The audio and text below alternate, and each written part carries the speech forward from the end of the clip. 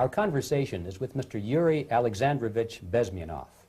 Mr. Bezmenov was born in 1939 in a suburb of Moscow. He was the son of a high-ranking Soviet Army officer. He was educated in the elite schools inside the Soviet Union and became an expert in Indian culture and Indian languages. He had an outstanding career with Novosti, which was the, and still is, I should say, the press arm or the press agency of the Soviet Union. It turns out that this is also a front for the KGB. One of his interesting assignments was to brainwash foreign diplomats when they visited Moscow. And he'll tell us a little bit about how they did this and how they planted information which eventually wound up in the press of the free world. He escaped to the West in 1970 after becoming totally disgusted with the Soviet system, and he did this at great risk to his life.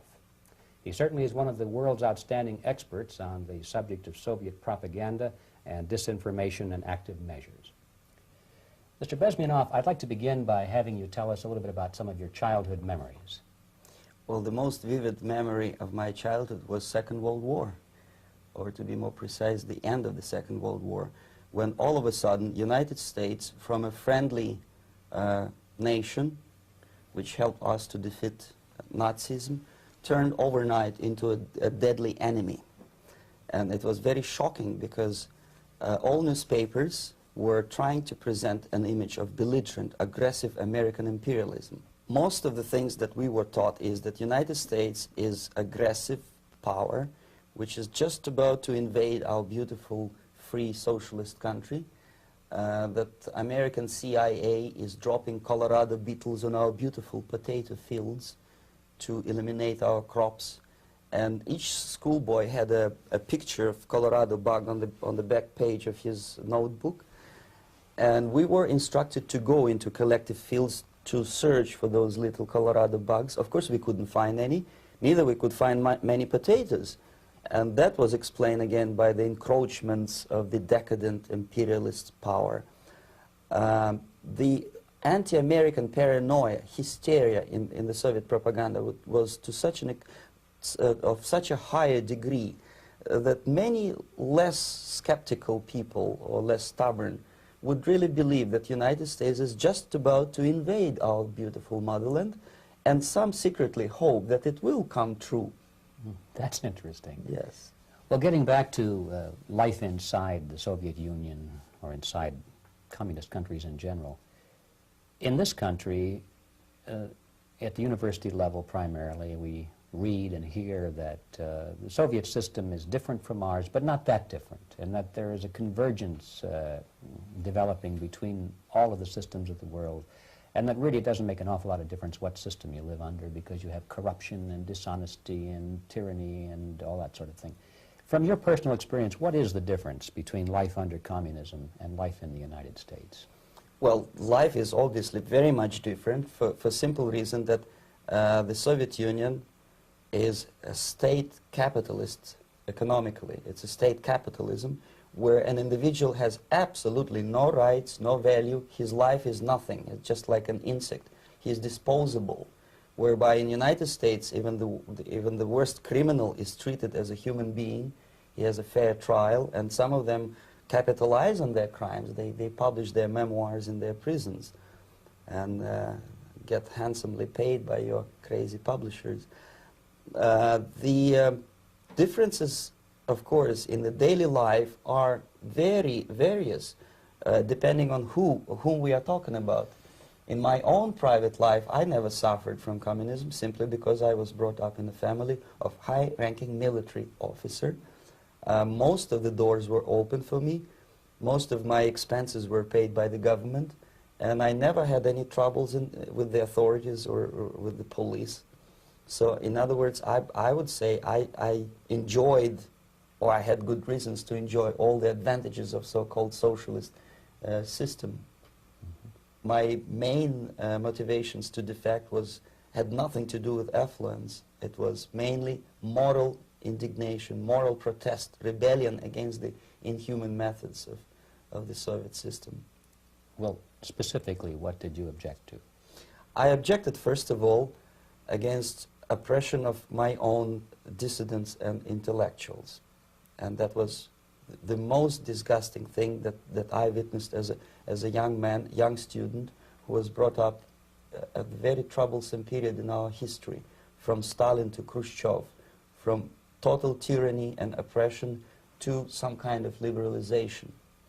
Second, when I started working for the Soviet embassy in India, to my horror, I discovered that we are millions times more oppressive than any colonial or imperialist power in the history of mankind. That my country brings to India not freedom, progress, and friendship between the nations, but racism, exploitation, and slavery, and of course economical inefficiency to this country. Since I fell in love with India, I developed something which by KGB standards is extremely dangerous thing. It's called split loyalty, when an agent likes a country of assignment more than his own country.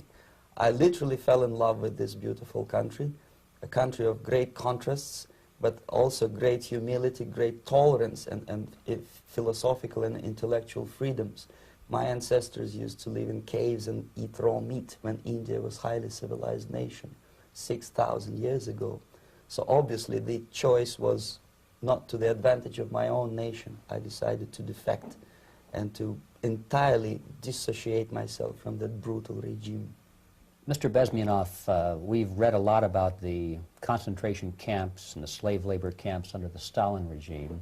Now the general impression in America is that those things are part of the past. Are they still going on today, or what is the status? Yes. There is no qualitative change in the Soviet concentration camp system. There are changes in numbers of prisoners. Again, this is unreliable Soviet statistics. We don't know how many political prisoners are there in the Soviet concentration camps. But we sure know from various sources that at each particular time there are close to 25 to 30 million of Soviet citizens who are virtually kept as slaves in forced labor camp system. The size of the population of a country like Canada is serving terms as prisoners. Incredible. So I would say that those intellectuals who try to convince American public that concentration camp system is a thing of the past are either conscientiously misleading public opinion, or they are not very intellectual people. They're selectively blind. They lack intellectual honesty when they say that. Well, we've spoken about the intellectuals in this country and also the intellectuals in the Soviet Union. What about down at the broad mass level?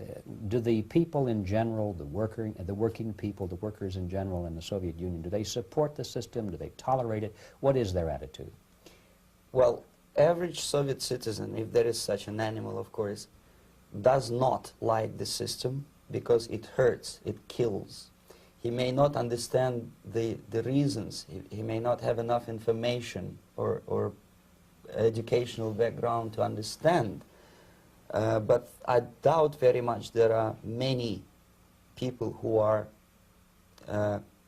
conscientiously supporting the Soviet system. There are not such people in USSR.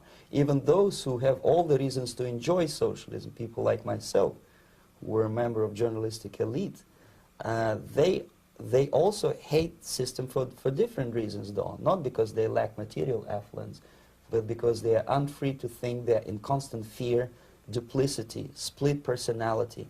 And this is the greatest tragedy for my nation.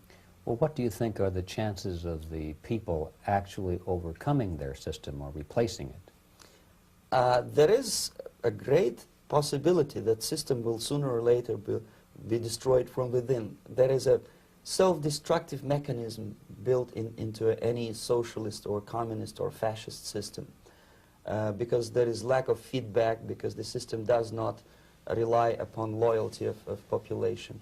But until this Soviet junta is being supported by the Western so-called imperialists, that is, multinational companies, establishments, governments, And let's face it, intellectuals, so-called academia in the United States is famous for supporting the Soviet system.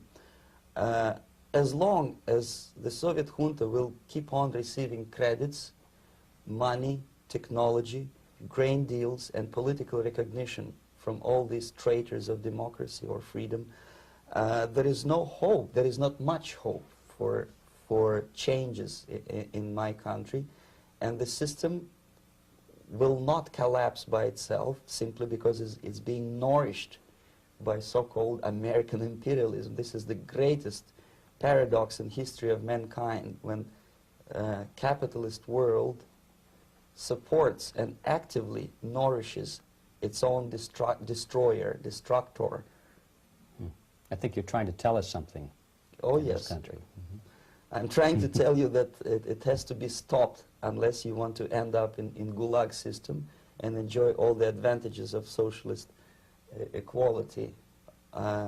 Working for free, catching fleas on your body, sleeping on planks of plywood in Alaska this time, I guess. That's where Americans will belong, unless they will wake up, of course, and force their government to stop aiding Soviet fascism. Well, you told us a moment ago why you left the system. I'd like to hear the details of how you did it. It must have been a very dangerous thing. It was not so dangerous, it was crazy. First of all, because defecting in India is virtually impossible, thanks to very strong pressure from the Soviet government. Excuse me, you were in India on assignment at that time? Yes, I was working for the Soviet embassy in New Delhi as a press officer. And defecting for a Soviet diplomat is next to impossible. It's a suicide, as I said, because a great friend Indira Gandhi pushed a law through parliament which says, and I quote, "No defector from any country has a right of political asylum in any embassy on the territory of Indian Republic," which is a masterpiece of hypocrisy. No other defector but the Soviet one needs a political asylum. So knowing that perfectly well, I planned a craziest possible way to defect. I studied counterculture in India. There were thousands of young American boys and girls with no shoes, long hair, smoking hash and marijuana, studying sometimes Indian philosophy, sometimes simply pretending that they study. And they greatly annoyed Indian police, and they were laughing stock of Indians because obviously they were good-for-nothing students. I studied carefully where they congregate, what routes they travel, what language they speak, what do they smoke. And one day I simply joined a group of hippies to avoid detection of Indian police. I was dressed as a typical hippie with blue jeans, long kameez shirts, with all kind of nice decorations like beads, long hairs. I bought a wig because for several weeks I had to turn myself from a conservative Soviet diplomat into a very progressive American hippie. And that was the only way that I could avoid detection. It was very interesting experience, but it was necessary because from my own knowledge as a member of Soviet embassy staff, I knew that there were many cases when Soviet defectors were betrayed by Indian police, and also some Western embassies played a very dirty role in betraying the Soviet defectors. According to our information, they were some, I wouldn't call them double agents, but simply immoral people working for the United States Embassy. And confining in people like this would be a suicide. So I had to be extremely careful. I could not trust anyone. And that was the reason for such a crazy way to defect. Well, had you been caught in the act of trying to get out, what would have happened to you? Oh, most likely I would end up in concentration camp. Or, depending on the situation and on the whim of some bureaucrat in KGB, maybe even executed. This is normal practice. Quietly, of course, not publicly. But that would be the end of my defection, of course. Well, when did you finally make it to the United States? In 1970, after about 6 months of debriefing in Athens by the CIA, and I presume FBI too, they let me go first to Germany, then to Canada. That was my decision. I had to change my identity to protect my family and my friends in USSR. And also I was a little bit paranoid knowing that both Soviet KGB and probably some double agents within the American system may be after me. So I wanted to settle down as far away as possible. I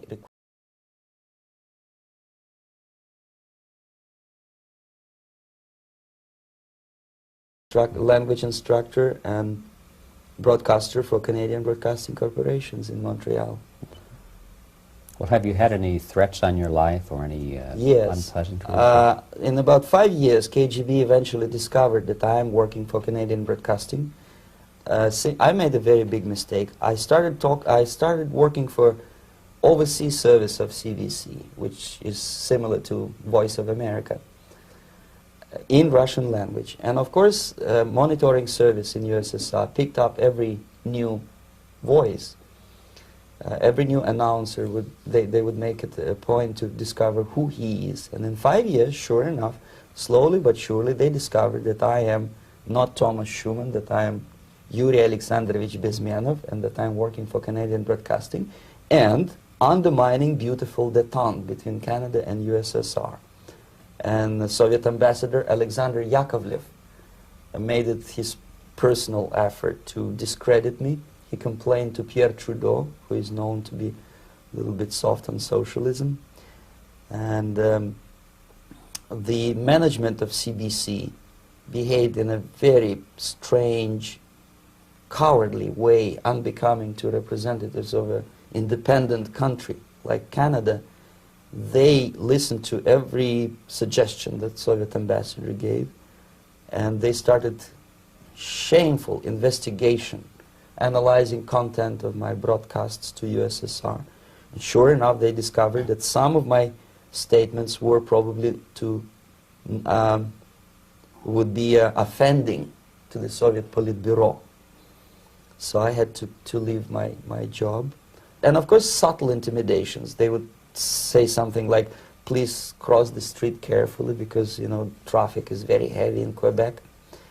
And fortunately, I know about the psychology and the logic of activity of the KGB, and I never allowed myself to be intimidated.